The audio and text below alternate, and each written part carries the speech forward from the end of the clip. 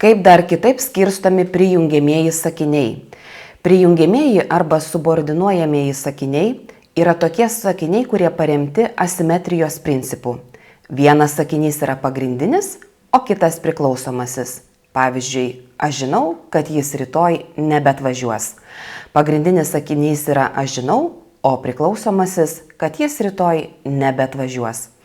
Tradiciškai prijungiamieji sakiniai yra skirstomi pagal šalutinius arba priklausomusius sakinius. Tai yra pagal tai, kokią sintaksinę funkciją atlieka šalutinis sakinys. Taigi skiriami veiksnio, tarinio papildinio, aplinkybių ir pažyminio sakiniai. Kitaip, prijungiamuosius sakinius galima skirstyti pagal tai, koks sintaksinis ryšys susiklosto tarp pagrindinio ir priklausomojo sakinio. Jei susiklosto sintaksinis komplementacijos ryšys, tada priklausomąjį sakinį laikome komplementiniu sakiniu.